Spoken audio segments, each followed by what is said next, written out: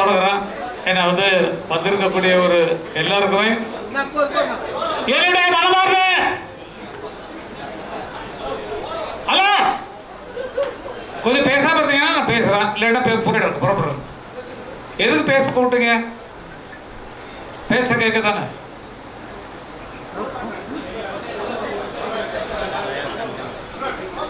அவ்வளவு அழகா போயிட்டு இருக்க நிகழ்ச்சி, ரொம்ப சிறப்பான ஒரு நிகழ்ச்சி. வாழ்க்கையின் அனுபவங்களை அவர் சொல்லும் போதே உடம்பு புல்லரிச்சு. நிஜமா ஒரு பெரிய பிலிம், ரியல் பிலிம் பார்க்குற மாதிரியே ஒரு அற்புதமான ஒரு உண்மை கதையை சொல்லி அவர் எடுத்திருக்கிறார். அதை பார்க்கும் போதே கேட்கும் போதே உடம்பெல்லாம் செலுத்தது, நமக்கும் கண்ணீர் துளிகள் வர்ற அளவுக்கு இருந்து அவர் முதல் படமே அவ்வளவு இன்வால்வ் ஆகி எடுத்திருக்காருன்னு நினைக்கும் போது எவ்வளோ பெரிய கலைஞர். அவரை எப்படி இன்னும் மேலே கொண்டு வரணுங்கிறது நம்ம நினைக்கிறோம். அவருக்கு அவ்வளோ திறமை இருக்குது. திறமை அந்த எங்கேயும் போகாது. ஒரு தடவை தொட்டாச்சு ஸ்டார்ட் கட்டுன்னு சொல்லி ஆரம்பிச்சாச்சுன்னா எனக்கு இப்படி தான் வேணும், இப்படி நடின்னு சொல்லி எப்போ வர்றாங்களோ அப்போ தான் அவங்க டேரக்டர்ஸ் தான். ஆகவே நிறைய திறமை இருக்குது. அவர் இதே போல பலரை ஊக்குவிக்கணுன்றக்கா விட்பான்ற ஒரு இதை அமைப்பை ஆரம்பித்து அவங்க நடத்துகிறாங்கன்னு சொன்னால், நான் வாழ்வதை போல மற்றவர்களும் வாழ வேண்டும் என்பதற்காக ஒரு அறிகுறி. அதற்காக அவர் மனமாற பாராட்டுகிறேன். அந்த மாதிரி கதை வசர்களும் சரி, வசன வசர்களும் சரி, ஒரு சின்ன குழந்தைய பார்த்தாரு என் படத்தில் பாடுன்னு சொல்கிறாரு, என் படத்தில் நடின்னு சொல்கிறாரு. அப்படி எல்லாரையும் அரவணிக்கக்கூடிய மனசர்கள் ரசிக் அவர்களை எனக்கு ரொம்ப ரொம்ப பிடிக்கும். அவர் முதலாக நிகழ்ச்சிக்கு அழைத்தார். அதில் ஒரு பெரிய ப்ராப்ளம் ஆகி பத்திரிகைகள்லாம் ரொம்ப எக்கச்சக்கமாக அதை பற்றி பேச ஆரம்பிச்சிருக்காங்க. எனக்கு உண்மையை தவிர வேறு வராது. வெளியில் வர்றதுன்னா உங்கள்கிட்ட சொல்லி ஆகணும். அப்படிப்பட்ட ஒரு குணத்தில் உள்ளவா. இன்றைக்கு ஒன்றும் பிரச்சனை இல்லை. இன்றைக்கி ஒன்றுமே பிரச்சனை கிடையாது. இன்றைக்கி எல்லாம் நாடெல்லாம் சுமூகமாக போயிட்டுருக்கு. எல்லாமே நல்லா இருக்குது. எல்லா திரைப்படங்களும் நல்லா இருக்குது. அதற்கு வெளிப்படுத்த படங்கள் எல்லாமே ரொம்ப நல்லா இருக்குது. ஆகையினால நல்லா போயிட்டுருக்கு. அதனால் பேசுகிறதுக்கு எதுவுமே இல்லை. நிஜமாவே சொன்னார் ஸ்ரீலங்கா பற்றி, இலங்கை தமிழர்களை பற்றி. எனக்கும் சொல்கிறான், எங்களுக்கும்னா இளையராஜா சேர்த்து. அதில் எனக்கு மட்டும் என்ன ஒரு பெரிய பாக்கியம் எனக்கு வாழ்க்கையில் கிடைச்சதுன்னு சொன்னால், பிரபாகர் விடுதலை புலிகள் பிரபாகர் அவர்கள் இங்கே சென்னைக்கு வந்தார். சென்னைக்கு வந்தபோது வைகோ அவர்களை சந்தித்து எங்களுக்கு நிதிகள் கொஞ்சம் தேவைப்படுகிறது, அதற்கான ஏற்பாடு செய்யணும் அப்படின்னு எம்ஜிஆரை பார்க்க முடியுமா அப்படின்னு சொல்லி அவர்கிட்ட கேட்டார் வைகோட்ட. வைகோ என்ன பண்ணுறாருன்னா, புலமை பித்தன் மூலமாக அவரை அழைச்சிட்டு போனார் பறையம்பலில் இருக்கக்கூடிய அவர் வீட்டுக்கு போனோடனே பணம் கொஞ்சம் தேவைகள்லாம் என்னென்ன வேணும் அப்படிங்கிறத அவர் சொல்கிறாரு. நேரடியான சந்திப்புகளை விசாரித்து நான் கேட்டுக்கொண்டேன். அப்போ பணம் நிறைய கொடுத்தாரு தலைவர். அது எவ்வளோன்னு தெரியாது, நமக்கு தெரியாது, எப்படி கொடுத்தாரு தெரியாது. அவர் எவ்வளோ வேணுமோ அவ்வளோ அள்ளி கொடுத்தார் புரட்சி தலைவர் அவர்கள். அவர் அள்ளி கொடுக்குற வள்ளல் அப்படிங்கிறது நீங்கள் அறிவிங்க. இலங்கை தமிழர்களுக்கு நிறைய பணத்தை முதலாக அள்ளி கொடுத்தவர் அவர் தான் எனக்கு தெரிந்து, அவர் கையில். அப்போது அவர் கேட்டுக்கொண்டார், இலங்கை தமிழர்கள் அந்த நாட்டை விட்டு பல வேறு நாடுகளில் அடைக்கலமாகி நல்ல வசதியாக இருக்கிறாங்க. அங்கே நாம் போய் நிகழ்ச்சிகள், கலை நிகழ்ச்சிகள் பண்ணோம்னா அந்த கலை நிகழ்ச்சிகளுக்கு டொனேஷன் மூலமாக நம்ம கலெக்ட் பண்ணி எங்களுக்கு கொஞ்சம் உதவிகரமாக இருக்கும் அப்படின்னு சொல்லி சொன்னாங்க. சொன்ன உடனே நீங்கள் தான் யாரையாவது அனுப்பணும் அப்படின்னு சொன்னோடனே அவர் சொன்ன ஒரே ஒரு வார்த்தை, அமர்ருக்கா அவன் பார்த்து மாட்டார். என் பேர் அங்கே சொல்லப்பட்டது.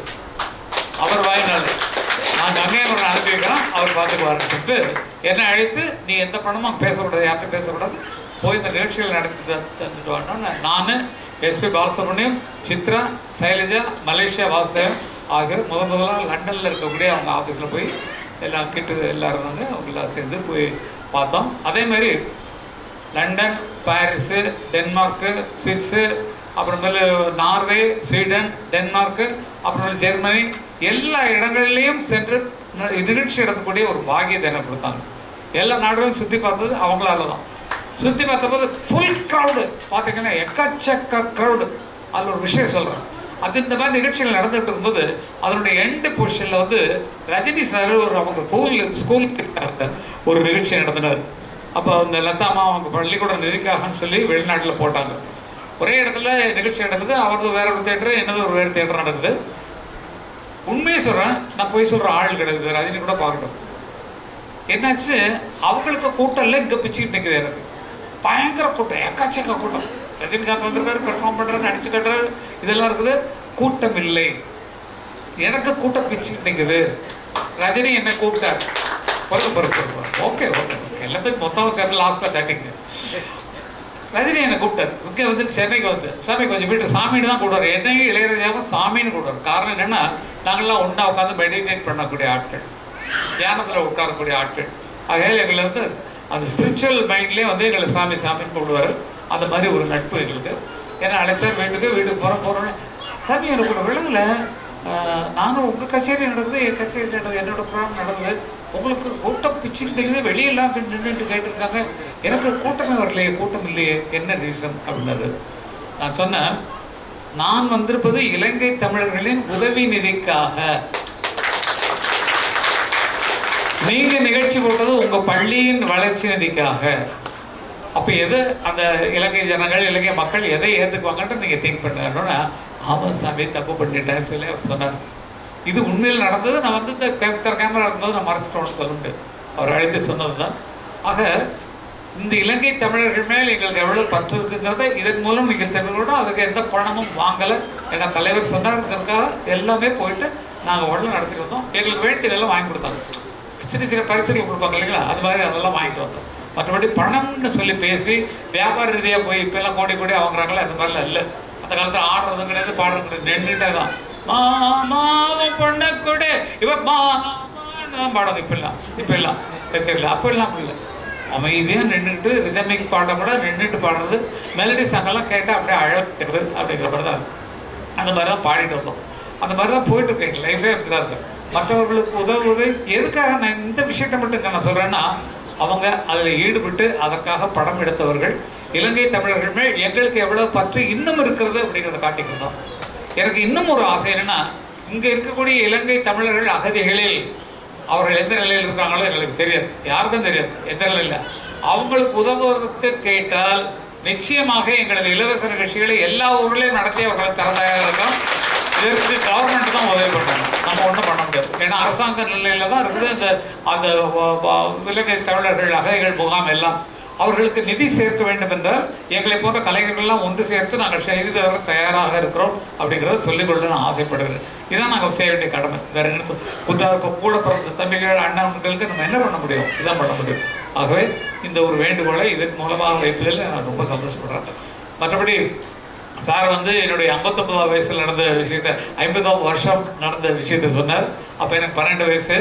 பாம்பேயில் வந்து மாத்துக்கால, அப்புறமேல தாராவியில் எல்லா இடத்துலையும் நிகழ்ச்சி நடந்தது. ஒரு மில்லு ஒன்று இருக்கு இல்லைங்களா, அந்த செஞ்சுரி மில்லு. ஆமாம்மா, அங்கே தான் எங்கள் அக்காவுக்கு மாம்பழம் வந்து கட்டி வச்சோம். நாங்கள் தங்கிறது கோவிந்தராஜ் அவர்கள் வீடு. கோவிந்தராஜ் கட்சியில் இருக்காரு, அவருடைய வீட்டில் தங்கியிருந்தோம்.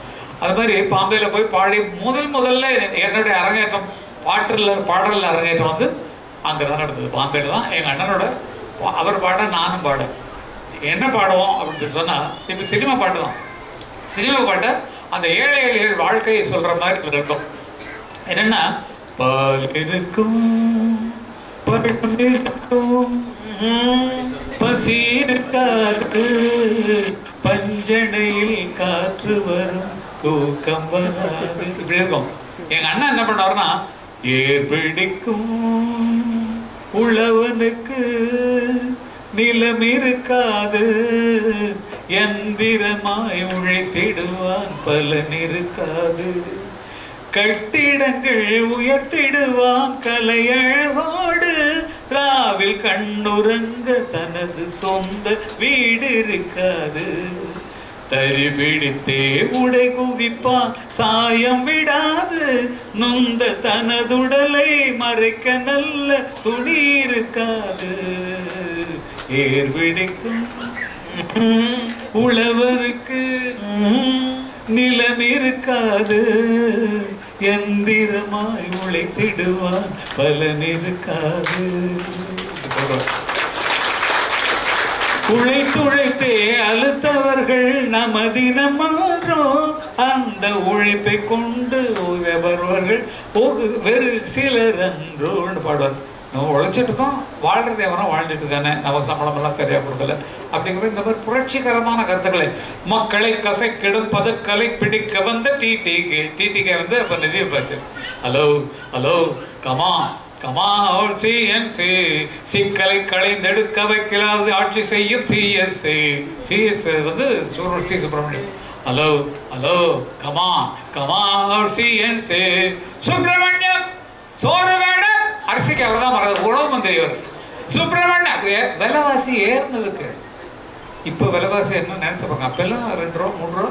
அதுக்கப்புறம் தான் பண்டிகை அரிசி திட்டமெல்லாம் வந்தது உங்களுக்கு தெரியும்.